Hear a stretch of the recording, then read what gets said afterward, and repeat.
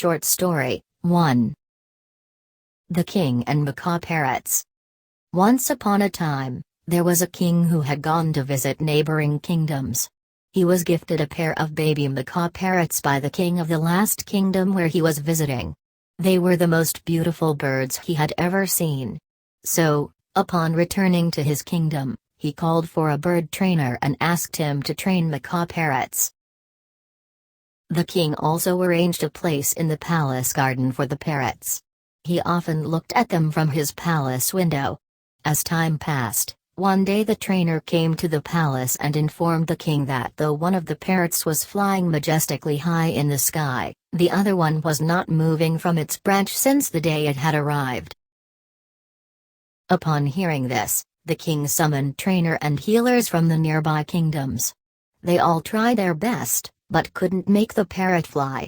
He even asked his courtiers to try to find a way to make the parrot fly, but they all failed. The parrot was not moving from his branch at all. Finally, after trying everything, the king thought that maybe he needs someone who may be more familiar with natural habitat. He asked his courtier to get a farmer from the countryside and take him to the parrot to see if he can understand the problem with the parrot. The next morning, the king was thrilled to see the parrot flying high above the palace gardens. He asked his servant to call that farmer to meet him. The servant quickly went and located the farmer, who came and stood before the king. The king asked him, "How did you make the parrot fly?" With his hands folded with respect, the farmer said to the king, "It was very easy, Your Majesty. I simply cut the branch where the bird was sitting." Moral: we are all gifted with energy to find a success in our life, but fail to gather a courage which is required to reach heights of success and end up clinging to the things that are familiar to us. We need to free ourselves from our comfort zone to explore new opportunities and find a success beyond our capacity. Short story 2. The Way God Helps. There was a small village by the river. Everyone lived happily and offered regular prayers at the village temple, church. Once during the monsoon season, it rained heavily. The river started overflowing and flood entered the village. Everyone started to evacuate their homes and set out to go to the safe place. One man ran to the temple, church. He quickly went to the priest's room and told him, "The flood water has entered into our homes and it is rising quickly. And water has also started to enter the temple. We must leave the village as in no time it will sink under the water. Everyone has set out to go to the safer place and you must come along." The priest told the man, "I am not an atheist like you all and I have a full faith in God. I trust the God that He will come to save me. I will not leave the temple, you may go." So, the man left. Soon, the water level started to rise and reached the waist height. The priest climbed on the desk. After a few minutes, a man with the boat came to rescue the priest. He told the priest, "I was told by the villagers that you are still inside the temple, so I have come to rescue you, please climb on the boat." But the priest again refused to leave, giving him the same reason. So the boatman left. The water kept rising and reached to the ceiling, so the priest climbed to the top of the temple. He kept praying to the God to save him. Soon the helicopter came. They dropped the rope ladder for the priest and asked him to climb on and get inside the helicopter so they can take him to the safer place. But the priest refused to leave by giving him the same reason again. So the helicopter left to search and help others.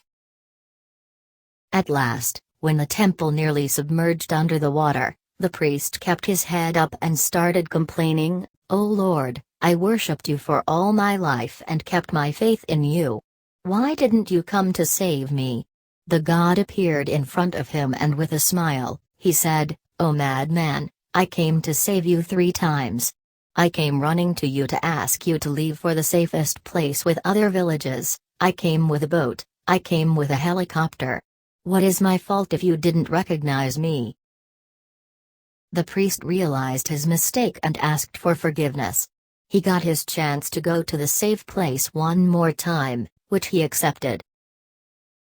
Moral: in life, Opportunities come unknowingly without any recolonization. We fail to recognize it and keep complaining that life didn't give us the opportunity to lead a successful life. Always take every chance you get to make a better life. Short story 3. The Lazy Man and the God's Plan. Once upon a time, there was a very lazy man who would always look for an easier way to feed himself. One day while he was searching for something to eat, he saw the fruit farm. He looked around and didn't see anyone guarding the fruits on the tree, so he quickly decided to steal some fruits. But as soon as he walked into the farm and started to climb the tree, the farmer saw him and started coming at him to catch him. The lazy man saw the farmer coming at him with a stick. He got afraid and ran towards the forest nearby and went inside it to hide. After some time, when he felt he started to move on from the forest, and while passing through, he saw the wonderful scene. There was a fox. It had only 2 legs and still was crawling on them happily. The lazy man thought, how can this fox stay alive in such condition? The fox can't run. How he must be able to feed himself or stay alive from the threat of other animals. Suddenly, he saw the lion coming towards the fox with a piece of meat already in his mouth. All the animals ran away and the lazy man climbed up on the tree to save himself, but the fox stayed there only. He didn't have the ability to run on 2 legs. But what happened next surprised the lazy man. The lion left a piece of meat which was in his mouth for the fox. The lazy man felt happy seeing God's play. He thought the God who is the creator of all, always has a plan set to take care of what he created. He felt that God must have something planned for him too. So, he left that place and sat somewhere away alone waiting for someone to feed him too. As time starting to pass, he kept looking at the road, waiting for his food. He waited there for 2 days without any food. Finally, he couldn't bear the hunger and started to leave. He met an old sage, a wise person famed for wisdom, on the way. He told everything happened to the sage. The sage first gave him some food and water. After having it, the lazy man asked the sage, "O wise one, the god had shown his mercy on the crippled fox, but why the god was so cruel to me?"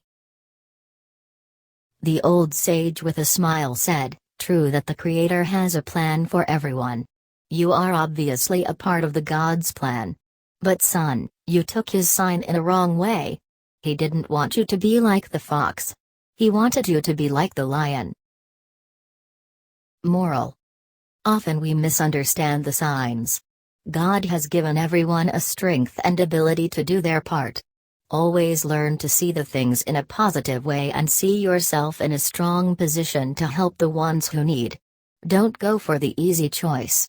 Make a right choice. Short story 4. A blank question paper.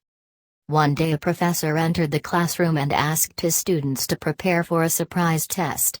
They waited anxiously at their desks for the test to begin. The professor handed out the question paper with the text facing down as usual.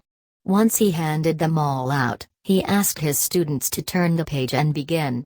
To everyone's surprise, there were no questions, just a black dot in the center of the page. The professor, seeing the expression on everyone's face, told them the following: "I want you to write what you see there." The confused students got started on the inexplicable task. At the end of the class, the professor took all the answer papers and started reading each one of them aloud in front of all the students. All of them with no exceptions described the black dot, trying to explain its position in the middle of the sheet, etc. After all had been read, the classroom was silent. The professor began to explain, "I am not going to grade on you this, I just wanted to give you something to think about." No one wrote about the white part of the paper. Everyone focused on the black dot, and the same happens in our lives. We have a white paper to observe and enjoy, but we always focus on the dark spots. Our life is a gift given to us by God with love and care. We always have reasons to celebrate: nature renewing itself every day, our friends around us, the job that provides our livelihood, the miracles we see every day. However, we insist on focusing only on the dark spots, the health issues that bother us, the lack of money, the complicated relationship with a family member, the disappointment with a friend, etc. The dark spots are very small compared to everything we have in our lives, but they are the ones that pollute our minds. Take your eyes away from the black spots in your life. Enjoy each one of your blessings, each moment that life gives you. Be happy and live a life positively. Moral. As the professor explained, life is a bag of good and bad things. We all have positives and negatives along the way. But we must always concentrate greater on the positives for a healthy and happy life. Life goes on no matter what, so do not waste your time thinking about the negatives. Short story 5. Mother's love for a boy. One day Thomas Edison came home and gave a paper to his mother. He told her, "My teacher gave this paper to me and told me to only give it to my mother." His mother's eyes were tearful as she read the letter out loud to her child. "Your son is a genius. This school is too small for him and doesn't have enough good teachers for training him. Please teach him yourself." Many years after Edison's mother had died, Edison had become one of the greatest inventors of the century. One day he was going through the old closet and he found a folded letter which was given to him by his teacher for his mother. He opened it. The message written on the letter was, "Your son is mentally ill. We cannot let him attend our school anymore. He is expelled." Edison became emotional reading it, and then he wrote in his diary, "Thomas Alva Edison was a mentally ill child whose mother turned him into the genius of the century." Moral. A mother's love and upbringing can help change the destiny of a child.